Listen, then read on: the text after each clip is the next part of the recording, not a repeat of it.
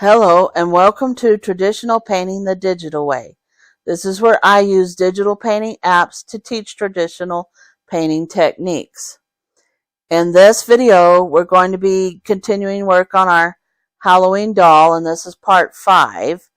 And we're going to go ahead and add some more details to the doll and also her little pumpkin doll. If you want to follow along with traditional materials, check out part 1 in this series where I have a list of all the paint and the canvas and the brushes that I use. The app that we're going to be using is Infinite Painter for Android. And here I'm just working some more on the highlights of the doll's hair. And I wanted to go ahead and add some yellow ochre and a little bit of some cadmium yellow light. I'm trying to add the highlights to the hair and make sure that it stands out from the little hat that's on her pumpkin doll and also her hat that she's wearing. So I'm adding a lot more highlights there, and again you want to go ahead and kind of smudge the highlights into the hair. You can use a number 4 flat brush if you're following along traditionally, or you can use a smudge brush set on thin hair or a dry brush setting in Infinite Painter. So I'm just kind of working on that, trying to get the look of the hair correct there, and I wanted to go ahead and add some more shadow to the wrinkles on the shirt. We kind of lost all the wrinkles that I was trying to add to the shirt, and I'm trying to keep some of the shadow and smudge it in, but not lose it completely. So I'm trying to work on that and add some of the highlights that are on the shirt, and also a little bit of the wrinkles there. And then I'm using some old oil.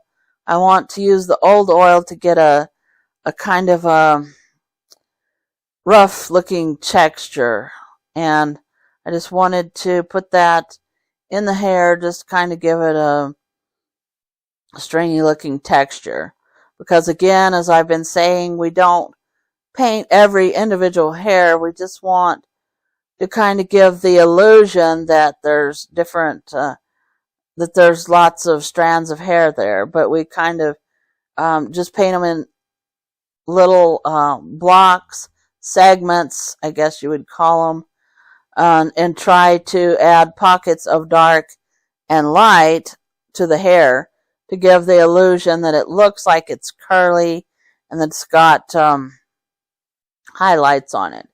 And so I'm just kind of trying to work on the look of curls in her hair, trying to get it to look a little bit curly there. And I'm adding some of the darker color back in. You can use burnt umber with some yellow ochre, and that will kind of give it a yellowish brown look, which is what I kind of want there, so that so that it looks different from all the hats and things. And also the little vest that she's wearing. She's wearing a little vest, and it has fringe on it. And you can't see it very well, but I'm trying to show a little indication of it. And her hand is sort of in the way of it. And her hair, I didn't think about it when I was posing the doll, or I might have actually pulled the vest across a little bit more so that you could see it better, because it's got a cute little pattern and it's got fringe on it. So anyway, I'm kind of working on the highlights now of her shirt, her little white shirt, and you want to leave some of the purplish color there because you want to try to get the highlight of the wrinkles on her shirt. And You want to smudge those in though, because we want to give the look of soft fabric for the shirt. So I'm smudging those in a little bit as I put the highlights in. And if you're following along traditionally, you can use your number 3 round brush and maybe a paper towel to kind of smudge the edges, because you don't want hard edges there.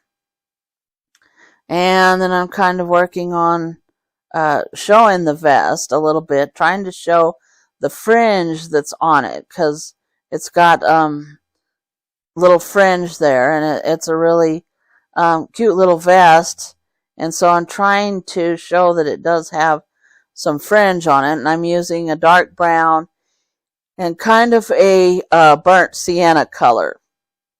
There's a lot of browns and oranges in this painting to give it the feel of fall. You want kind of the fallish look, so there's a lot of those colors in this painting. And so I'm adding some darker browns. You can add some blue, burnt sienna, and ultramarine blue if you're following along traditionally, to show the fringe of the little vest that she has.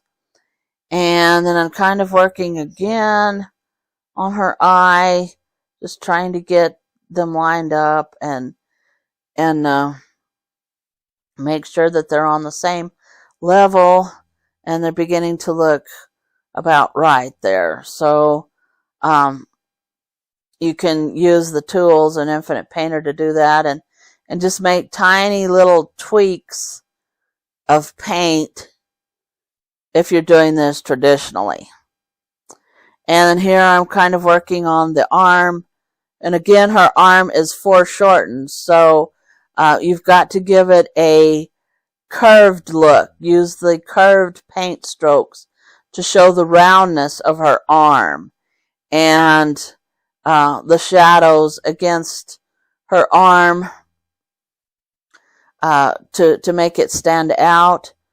You would put some dark brown there as a shadow against that little vest that she's wearing. And then I wanted to try to draw the fingers. Her hands, it's got a certain pose that the fingers are curled in, and the thumb also is curled on top of the fingers. You can't you can't move the fingers on this doll. That's a molded feature. The hands are molded, and the hands and feet are in a mold, in a position, so you can't move the hands or anything. They're not like the silicone dolls that have fingers that are individual.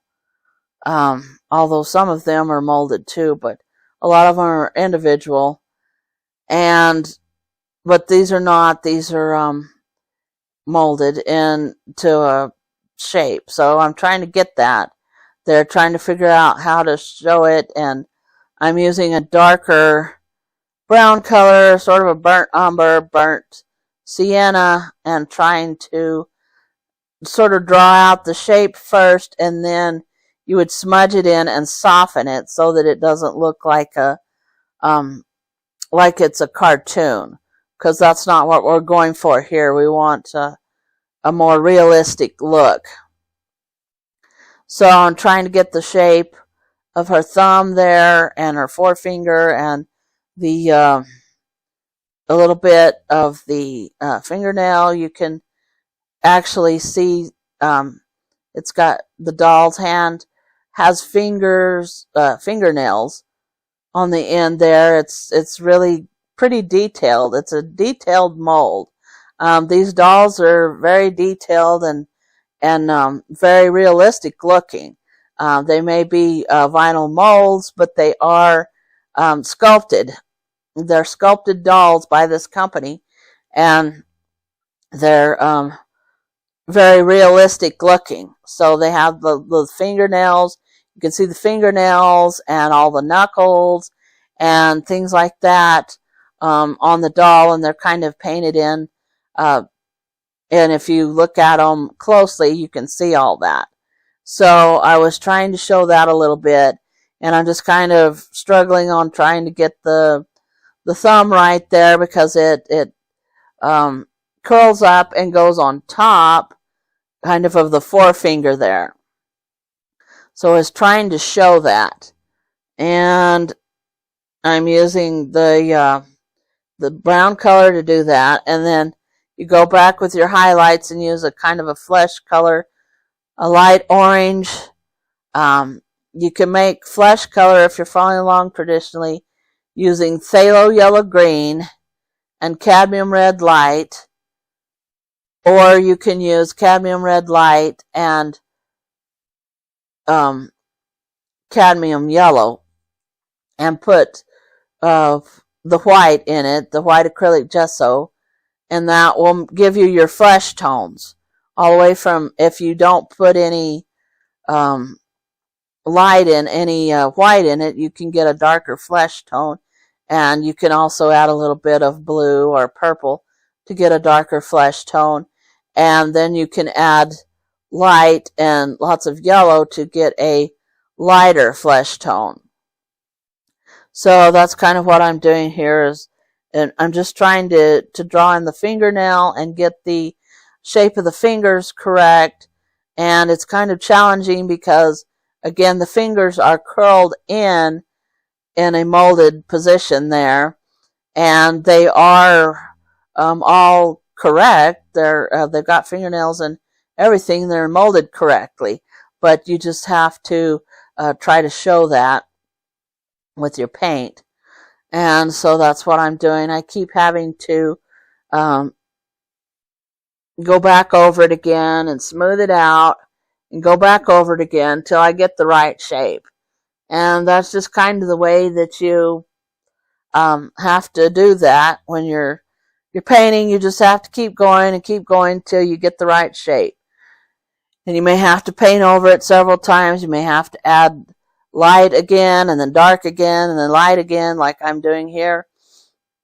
Also use your shapes around the hand to shape it, and I'm using the color of her vest to shape that, and just trying to get the right look there. And this is just part of when you do a detailed painting. This is just part of it. You have to just keep working on it till you get it. Some people are really good at it and they get it the first few times, but that's not me. I have to work at it. I have to keep working at it and keep correcting it, and just keep going back over it till I finally get about the right shape. I was getting close there to about the right shape.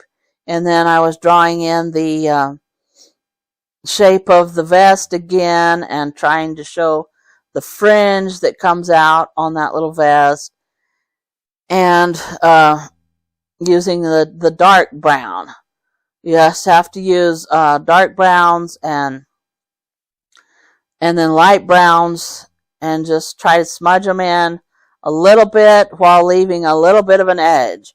It's kind of a tricky thing, but you don't want to get rid of totally the complete edge. But on the other hand, you want to kind of soften the lines. That's called the lost and found edge. The lost edge is a soft edge, and the found one is more of a sharper, more solid edge. And here I'm working again on the wrinkles of her shirt, trying to get them a little bit darker because they're just not showing up using that light of a purple color. So I'm trying to get those a little bit darker, and I'll have to smudge them in because you want to give the look of a cloth. And so you can use the cloud brush to kind of smudge them in, or you can go to one of the chalk brushes, and that kind of gives you a textured look, and a fabric type of look. So that's what I was trying to do there, was to get that look of fabric. And because we don't want to, it's kind of a smooth fabric, but we don't want to lose the look of fabric. We want to keep that. And so that's what I was doing there. And this is the end of part 5 in the Halloween doll series. There's 2 more parts, and in the next part we're going to do some more details on the pumpkin and work a little bit more on her pants and boots. So if you want to see that, hit the subscribe button. Thank you so much for watching. Thank you so much for your support. If you have any questions, just leave them in the comments down below, and I will catch you later.